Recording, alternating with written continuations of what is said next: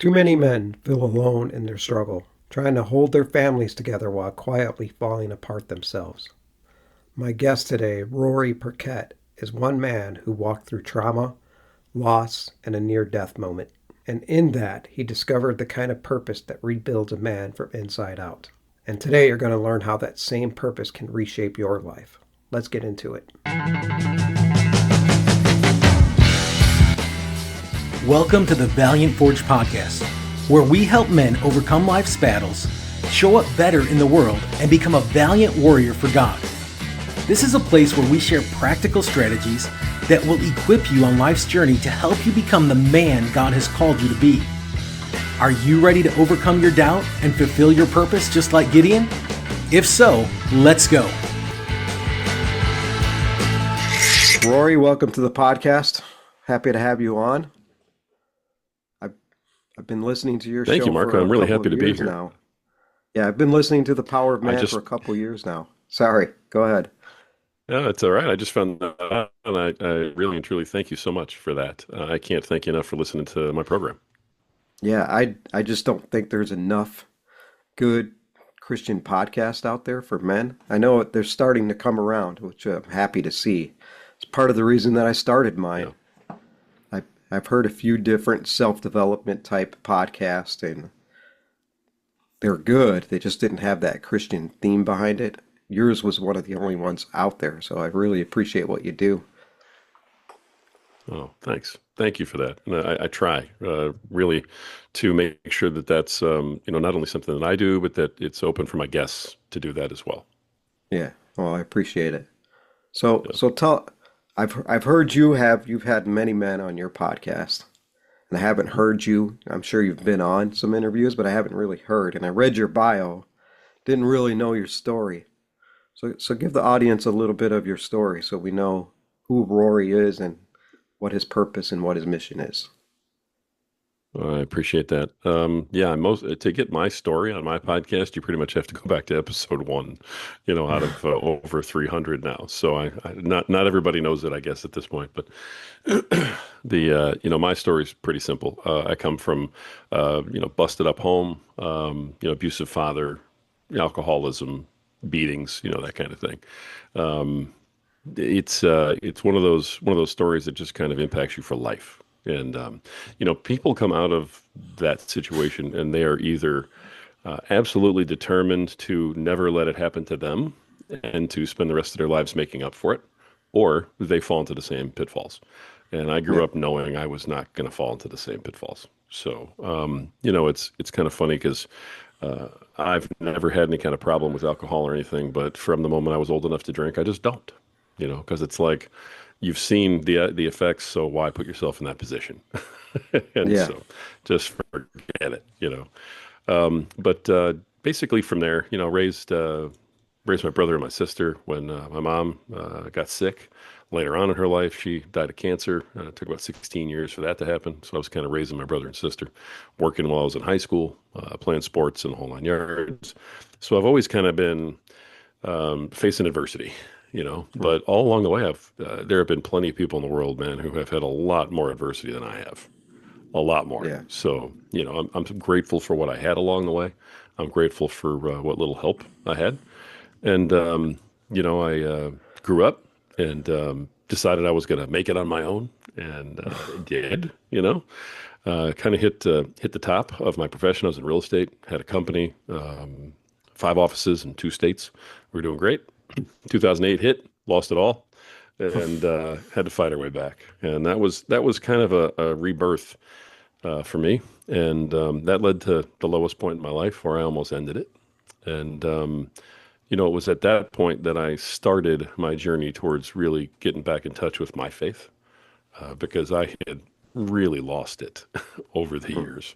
A lot of blame, a lot of hurt, a lot of anger, and but it was at that moment when I was facing probably my biggest act of cowardice ever when I was thinking of just ending it, because I had just kind of had enough. Um, it was at that moment that at the time I didn't realize it, but now I do, that God just literally slapped me and was like, "What are you doing?" You are, you're better than what you've become. You absolutely have to, get up off your knees right now. And it was that night that he spoke to me, man. And Wow. from that moment, it's been a slow process, but I have let God come back into my life, and I give him all the credit in the world because he clawed and fought his way back into my life. Wow. He wasn't going to let me go as much as I wanted to just let go. And so today, I devote an awful lot of what I have today to him because he did it for me all those years and I didn't realize it. So that's Amen. kind of brings us to today, brother. That's awesome. So you talked about how we all deal with adversity. Mhm. And what I read about a part of your story is where you had this moment lying on the ER floor, unable to breathe, thinking it was all over. How did that moment in reshape your walk with God? I had already started to kind of reconnect, but I still wasn't listening. And I was accepting of God at that point. I knew that I needed to have a relationship with Him, but I just still wasn't getting the whole message, apparently. And I had been carrying pneumonia with me for over a year. Didn't even know it. I just thought I kept getting sick every couple of weeks. Mm. And so in my mind, I was like, "What is going on? How do I keep getting this flu? It's all over." And at one point, I'm sitting there with my wife and I'm just feeling absolutely awful and trying to heal everything on my own. And I noticed that my breathing was getting shorter and shorter and shorter. And I looked at my wife and I said, at this rate, I'm not going to be breathing uh, pretty soon. We got to go. And she said, okay. So we jumped in the truck, and I mean, she broke every law in the book to get me to the emergency room. I think she got me there faster than any ambulance ever could have, and walked into the emergency room on my last breath, and blacked out. Just hit the floor. Boom. That was it. Wow. Woke up with tubes coming out of me, and the doctor standing over me, and nurses pulling stuff, and had no idea really what had happened. So they got me back then. And after a couple of weeks of trying to figure out how can we do this, they said, "Look, you got one shot. It's this huge surgery. It's a really invasive thoracotomy and some other procedure at the same time. I can't remember the names of everything at this point. But they just cut a huge hole in my back and took everything out, ribs and muscles and all that, Wow. and drained everything out of my lung and cleaned the lung off. I had like gel all around my lung, shutting it down. My entire left lung was completely frozen, just frozen. Couldn't be drained, nothing. And my right lung had started to shut down because it couldn't carry the weight. And so it gave me about a 20% chance to live through the surgery. And I said, let's do it. And I had an Italian doctor, and he was like, yeah, I'm not losing you. Don't worry. Wow. I was like, all right, if you're that confident, brother, let's do this, And I came out and I woke up and I looked at my kids and burst into tears and said, well, I'm still here. And it was in a time after that, sitting in the hospital for, another month with my wife who never left my side, going, just why? What did I get saved for?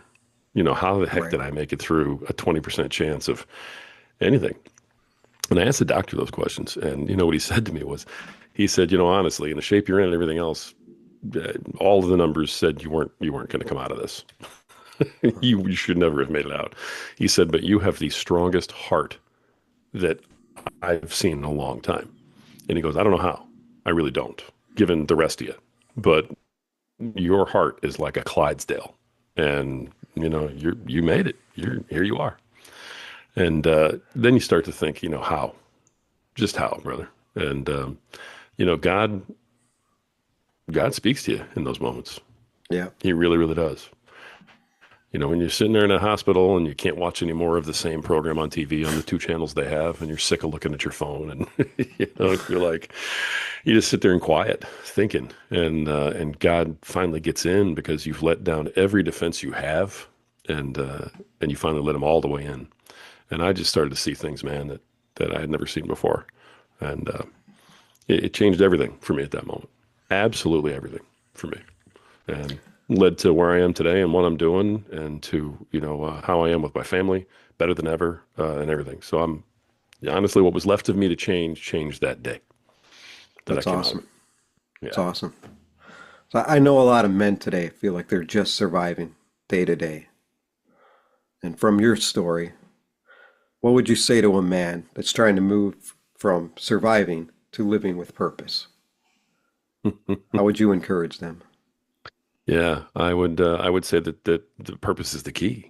And I would say that, listen, the reason we feel like we're surviving is because, the world is tough, and it's okay. If I was talking to that guy, I'd say, listen, brother, it is okay that you feel this way right this second. I'm not going to give you a big haul yourself up by your bootstraps speech. I'm going to tell you, listen, it's okay that you feel this way. So stop feeling guilty about feeling this way. Accept the fact that the world is tough. But you have two choices: be in it or don't. Right. And don't is not an okay option. And when you look at your wife and your kids, they have nobody. They have nobody to turn to except you. You are the guy that's got to lead your family. There is no one else that's going to step in and lead your family for you. So either you do it or you don't. And if you don't, no one else is going to do it. So that means your family doesn't get led. And when I have those conversations with guys kind of like that, um, it seems to hit home. It doesn't change everything right away, but it starts to change perspective.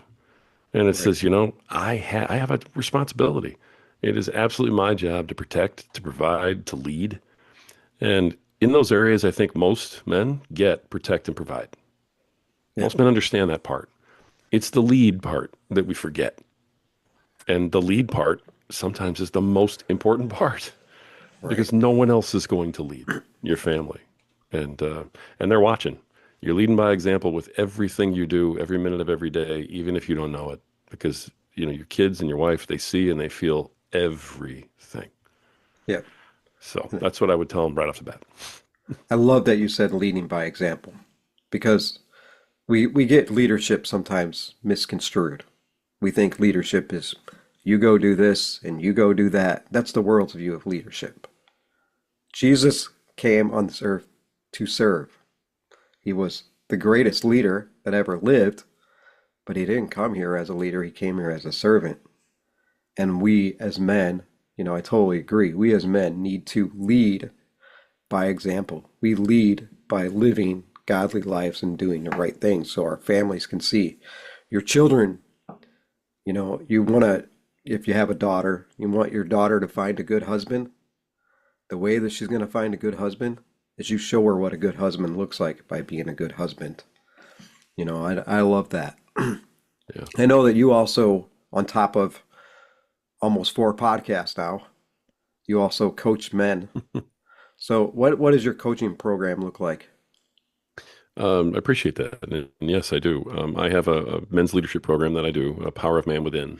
And it's based on the podcast and the principles we discussed there. It's a 12-week program. We meet once a week, and it's all one-on-one. I've done group stuff, and a lot of guys do group stuff, and if that works for them, that's great. But, from the time when I started coaching, youth in Little League and football and everything else, it's when you've coached a kid and you realize that you can't teach every kid how to hit the same way because they all have their own unique swing. So you have to teach every kid themselves how to swing the bat for themselves. They all have a different body. They all have a different, rhythm. So if you know that about teaching kids, then when you start teaching, grown-ups, you realize that we don't really grow out of that. Every man has a different way of learning something. Every man has a different set of priorities, and every man has a different, set of motivations and needs and wants, and more than that, every single man has a much different set of pain that he's dealing with. And if you're going to coach men and help them get through that, you have to understand what their pain is. And you have to understand what it is they're trying to accomplish. And every single man on this planet is different, brother. Every single one of them. And that is how I coach. I coach one-on-one with men. And that's what we do. We just talk, what is it with you? How can we help you, kind of break through? And it's been very effective. When I started the program, I had, first time I did the program, I had 9 guys for the first 12 weeks. Then we grew it to 12. Then we grew it to 15. We had never lost a guy till about 3 months ago. And we lost our first guy. And that was only because, of money, really, and cash and job situation. And I'm still unofficially helping that guy little bit on the side. And I think he's going to come back, now that he's fixed his job situation. But we haven't lost guys who have said, hey, this isn't working for me, which is sort of the greatest compliment that I could get in terms of what we're doing. We have wives who are saying, hey, make sure you don't miss your appointment. Make sure you don't miss your session. You know, they're taking on extra responsibility in the house to make sure their husbands make the session. Well, that's awesome. Yeah, wives who are messaging me going, please don't stop doing what you're doing. My husband needs this. So it's been really very rewarding to be doing Yeah. it. Yeah. That's awesome that you are doing that mission. I'm trying to get there. I'm working on it. As God Yeah. leads. I know we talked about the Power of Man podcast, but you have another podcast that recently started called Wake Up Lions. Yes, So absolutely. let's Absolutely. talk a minute about the power of testimony. Appreciate that. That is what Wake Up the Lions is. As you know from listening to it, and again, thank you for being a listener. It means a ton to me. Um, we've had so many men come on, and in our quick little pre-interview, for a couple minutes before we start, they asked me the question, is it okay to talk about God here? And I'm like, yeah, of course it is. And do I need to tone down the God thing? And it's like, what? Um, and I'm talking to my wife one night, and we had just had a string of men, even pastors, who, I mean, it's your job. You get paid full time to talk about Right, God, but right. you're still coming on podcasts to talk about your book or your mission or your group, and you're going, can I talk about God? And I'm talking to my wife, and I'm like, why in the world do we feel this way as Christians? And it was like, again, like I was back in the hospital, and I heard the voice louder than my alcoholic father on his worst day. Okay. I heard this voice hit me in the back of the head going, what are you doing about it? Huh. And I had no answer, Mark. I went, you know what? Nothing. I'm sitting here complaining. That's all I'm doing. And I went, I have the platform. I've been doing this for years. I know how to grow a podcast. And I went, why aren't I doing something like this? And it was almost instantaneous that I knew what I needed to do. And then I had an interview the next day after having this conversation, and with this guy Nick, who was a fantastic guy, and he and I started talking about it. And in our conversation, we both, I'm not sure who said it first, but we're like, where are the lions? We were talking about how Christianity had just become so weak, Right. and that came up, and it was like everything just through my head. And I was like, we need to wake up the lions. Oh my gosh. Wow. Yeah. And it just came from that. And so I invite Christians on who are willing to openly talk about how God has influenced their lives, openly talk about their faith, share their testimony. We discuss things like spiritual warfare and the different, versions that it comes in. And we talk about how every person in their own way can begin to build discipleship and help grow and spread the word. And all of it is without judgment, because that's not our job either. But it's really people standing up and speaking out about their faith, because we don't. Yeah. And it has caught on like wildfire. We have That's a awesome. waiting list a mile long of people who cannot wait to come on and become lions. It's been huge, and to be honest, it's growing to a point where I hoped it would be long term, and it's happening really fast. So I'm really glad that I listened for once when That's God awesome. talked to me. Yeah. Yeah. Yeah, I identify with that. I'm kind of an introverted person. I don't like to talk, but like I said, I think I told you this in a pre-interview, there were so many self-development type podcasts out there that didn't have the faith-based theme. Yeah. I was like, how come there isn't one? I was just thinking about it one day, and then the thought came to my head, well, you should start one. I'm like, me? No, I don't There like you to go. talk in a microphone. I've played in worship bands for years. I play rhythm guitar. I can play more. I can play bass and I can solo.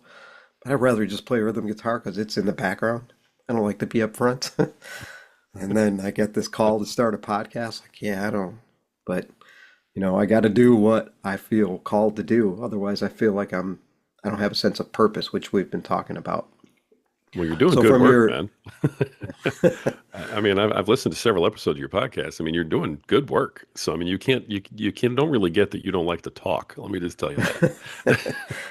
well, I appreciate it. Thank you. All right.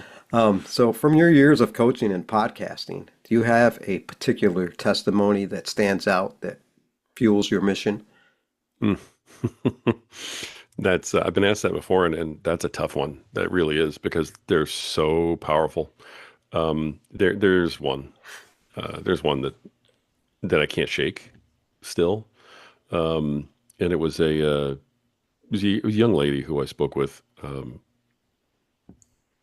was trafficked, and it's just one of those things, not to get too into it. I would never want to give away her identity or anything. You know what I mean? So, but, at the end of it, she actually said, you know what? I think I need to wait on this for a minute before we go publish it. And is that okay? I'm like, of course it is. So we've held that episode back, and she and I are still talking, because I'm ready whenever she is, but she's just not quite ready yet. She needed to talk about it. And when she talked about it and finally let it out, I was the first person she talked to. And I couldn't believe that I was the first person she talked to. I mean, it was a huge honor that she decided to do that, but she so desperately needed to get it out. And now she's dealing with letting it out, And I spoke with her Eve just a couple weeks ago, and she's very active in her church now. She's really reconnecting with God, but it was the faith that she had that got her through the horror that she went through. And when you hear stuff like that, we all see it or hear it, and it comes across Right. our Facebook feed, right? And we're like, oh, that's terrible. But then we go right on to the frog that makes you laugh. I mean, Right. it's Right. momentary. When you hear that, dude, it changes you hearing it. And then you see all this evil and this horror and everything else that's going on in our world. And you see Yep. people, celebrating what happened to Charlie Kirk and all this other nonsense. And it just really, really, really brings to the forefront how deeply the devil has gotten into our world, Yep. and how strong his grip is on it right now, and how important it is for more people to do what Charlie was doing. Yep. Because this girl doesn't feel safe talking about what happened to her at all, because she's afraid that she's going to have people want to hurt her for talking about it. That's the world we're in. And so, yeah, that testimony shook me really, really hard. It may be Yeah. a little more than what you bargained for with that question, brother. I'm sorry.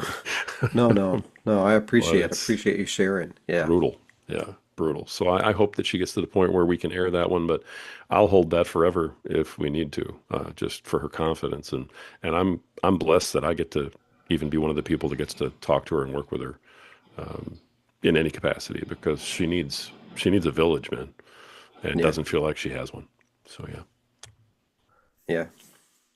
Um, yeah, I've just through podcasting myself, I realized recently, I think I post about this on Podmatch, but I've realized recently that originally I thought God wanted me to start a podcast to help other men. And I'm sure it's helping other men, but it's helping me just as much as it's probably helping other men because I am learning so much about myself just Yeah. through so far I just started doing interviews this year like we're talking about the power of testimony, Mhm. hearing other guys what they've gone through and how everybody's different. Everybody has a different theme to their story, but it all comes back to God. And it's just teaching me so much more about myself through it. And since Yeah. I'm talking about myself, let's talk about you. I've heard you say, I'm finally bulletproof, wrapped in God's armor and filled up by my faith. So what does living bulletproof mean to you? That's a great question. You are listening to my stuff, man. All right. I appreciate that again. Um, to me, when I first started my podcast, Power Man, it was the beginning of all of this masculinity is evil, woke culture, cancel you if you grunt when you lift weights. I mean, anything, right? The height of, Biden and all the nonsense that was going on. And I just felt called to do it at the time. And so, I opened it up. The hate poured in. And I'm like, I'm just this little guy in Indiana who has an opinion. Who am I? You know? But the hate helped us grow, which was funny. And so for a while, I kind of encouraged the hate because the algorithm is what it is. I mean, if they're Yeah, interacting with yeah, your posts through hate or good stuff, it's still interaction. It still yeah, grows your exactly. grows Yep. your things. So I'm like, hey, keep the hate coming because you know what? I'm growing. You're feeding the monster here. But then I got my first death threat, Oh, wow. and that actually like sort of it rocked me pretty hard because I was like, what? Like really? And you go through that and you kind of realize how ridiculous some people get. But it shakes you up a little. And I paused and I went, wait a minute, this is what they wanted was for me to pause. So I keep going. I get back at it. I get another one, different person. And now I'm like, huh, this one didn't hurt as bad. Okay. But I must be over the target somewhere if people are that mad was what we're talking about. And so I kept on going. Then I had a guy on that was talking all about fathers' rights, in court through divorce situations. A good friend of mine, Alan Donovan, and he, I got another one that was the worst one I ever had, and Wow. they actually told me where I lived and stuff. Like I have found you. I'm coming for you if you don't stop. Okay, here we go. So, at that point, you take the precautions, you do what you got to do, Yeah, yeah. you keep on going. With all of that, with what happened to me with my health, 20% chance of living, and I came out of it. God's not done with me. God Oh, has some reason that I'm here. I'm still trying to figure it all out. But at this point, I've completely given myself to Him and said, how can I serve? What do you need me to do? Because I'm 55. I'm an empty nester. I've got a wonderful wife, who's still with me. My kids are all grown. I don't have any other priority in my life other than taking care of my wife. You know what I mean? yeah. And the two of us are on the same mission right now, man. And it's what does God need from us? And so I don't care who threatens me how. I don't care who does what. I don't, I'm taking better care of myself I ever have physically. I bring it. Just bring it. you know, Wow. it's going to take someone. If you're going to come at me again, you better kill me because you're not getting another shot. I am bulletproof. I am Wow. wrapped in the armor of God, and there's nothing that's going to hurt me anymore, man. And I've never felt That's this way awesome. before in my life. So that's that. That's awesome. I love that mindset, and that's what men need to hear. We need to know that we are resilient, not just in ourselves, but through the power of God. There's the power of man, but the power of man is fueled by the power of God. I really Absolutely, appreciate that. absolutely, So absolutely. you described your journey as an overnight success story that took 20 years. Now, looking back, how do you see God's hand in both the losses and the breakthroughs? I know we kind of already touched on that, but God's been there the whole time, and I did not know it. I had no idea. Um, Even when I lost my company, and everything else, it was even through the worst times. He was basically saying, "You're not where you need to be." If I would have been successful doing what I had done before, I'd never be here. I'd never be doing what I'm doing now. I would never have those moments with that young lady, telling me yeah, her story. I would never have interviewed all of the men and made all of the connections that I have through my podcast, through all my podcasts. And I'm with you when you were saying, "Hey, my podcast has done so much for me." I've benefited from the interviews and getting to know all the men that are out there, like yourself and everybody else that I've talked to. I have grown so much and learned so much. And it's been the best therapy that you could ever ask for to be amen. able to do a solo episode and talk about how you feel and what you think. And then to also do an interview episode and have someone else say similar things and know that you have brothers out there who believe so strongly in what you believe in. God's been there at every single pass because I wasn't on the right path. And I needed to learn certain things. I needed to learn what loss was like. I needed to learn what the bottom of the barrel looked like. The only reason that I'm pretty effective helping men right now.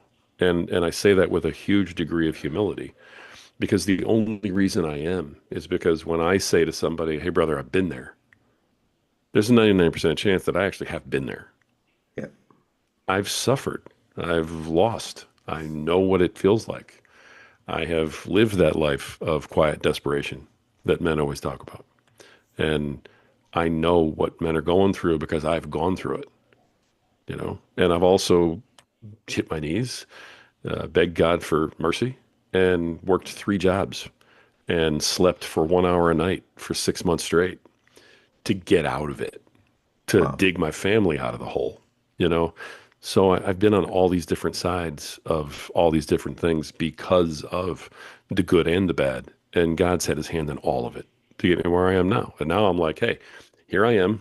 I've been forged through the fire. So what do you need from me? And, you know, who knows what's next, but he'll tell me when he's ready. Amen. I love that Amen. forge through the fire. And, so I do a few things now. I'm a bivocational podcaster and I'm ministering at my church. I'm leading a men's group at my church now, Nice. doing Bible studies. And I don't feel tired. I used to not do anything. I used to come home from work and sit on the couch till I would fall asleep and then get up and do it the next day. And I would feel tired all the time. Now I don't feel tired because I have a purpose. You have 4 podcasts. Now you talked about how you worked 3 jobs once and slept an hour at night. Hmm. How do you handle it all? How do you, because there are men who will say, well, I just don't have time to get closer to God. I don't have time to read my Bible. They're not really doing anything other than their jobs, taking care of their families, which is important. Hmm. But when it comes to living with purpose, which you are a shining example of, how do you do it? Thank you for all that. You're way too kind. Um, I do it because I love it. And I'm blessed to be able to do it full time. But this has all been part of the plan since I, came out of it in the hospital and opened my eyes. When I had that surgery and I came out and I opened my eyes, it took a long minute for me to go, I'm still here. I'm actually still here. This isn't heaven. There's no way I'd be in this kind of pain if I was in heaven, right? There's my son right there. He's not supposed to be in heaven. I'm still here. So from the moment I came out of that, I made the decision that I was going to go full bore into podcasting, into coaching, into helping others, into growing my faith. And I've been led by some very unlikely sources. My youngest son is, on his way to becoming an associate pastor. Wow. And he actually has been very influential in me sort of regaining my relationship with God, which has been funny because, my wife is the one who kept God's flame alive in our family. And she passed it on to our kids. And my kids are now helping grow it within me, which is funny the way it has come full circle back to the Yep, yep. top. Um, the because I made that decision, and my wife has been, 100% supportive. She's like, let's do it. I said, it could get really ugly. We'll have to downsize. We got to do a lot of stuff. She said, I don't care. Let's do what we got to Wow. do. What's our life about? And so, we did sold the house, got out from under all the payments. Went minimalist on everything, and started doing this. And honestly, I don't think she and I have had a better time than we are right now, just being us and having that freedom and serving, everywhere. And so, on my podcast, I'm serving through my faith. I'm serving. I've combined my podcast with my faith. There's just it doesn't get better than this, brother. And so that's how, because everything I do is to help somebody or help somebody with something. And that just brings you power and energy. Just like you said, you go and you minister your church and you're not tired because Right. that fills you up. Yeah. And I just said, look, I'm going to let all this stuff fill my cup. And it has. So I'm more filled up than I've ever been. And it's just wearing on my life, man. It's been great. Awesome. So there's a question I ask every man that comes on the podcast. It's 1 Samuel 22, I believe it is. David was in the cave of Adullam, running away from Saul. The men in the kingdom were disheartened, discouraged, disgruntled, didn't know what to do next with their life. They came to David. The Bible doesn't really give us context for what David said to them in that cave, but he did or said something that ignited them and led them to they later became David's mighty men. Today, you have many platforms, and I'm sure you probably have already shared this message, but you have a bunch of men in front of you who are disgruntled, disheartened, discouraged, looking to you for direction, leadership, encouragement. What would you say to them? I love that question. I would say to them quite simply, I know it feels like you're losing.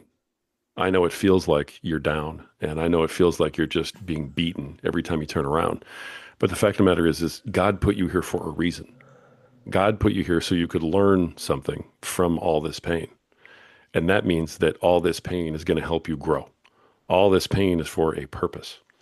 And you reach a point in your time, you reach a time in your life where all of that comes to purpose and you explode. And you explode with light, and you explode with dignity, and you explode with power. You know, God gives you that strength, but it has to be earned. And we have to earn it here on earth. And, you know, you go through the tough times so that, again, you go through the fire of the forge. That's what brings you up. That's what hardens you like steel. And when you're ready for battle, you leave the bad times. And that time is now. Doesn't matter where you are, that time is now. It's time. Amen. Amen. Amen. That encouraged me and filled me with boldness. I'm glad. In my flesh, I don't have a lot of, but I'm ready. I'm ready to share the message. Thank you very much for that. So tell the listeners the name of your podcast so they can follow you. All four of them. I have four of them. All right. My flagship podcast is Power of Man, and that's available on all the platforms and YouTube and Rumble. I also have Wake Up the Lions, which we talked about, and again, all the platforms, YouTube, Rumble. On YouTube, that's Wake Up the Lions of God, because someone else had Wake Up the Lions, so I had to, improvise a little bit.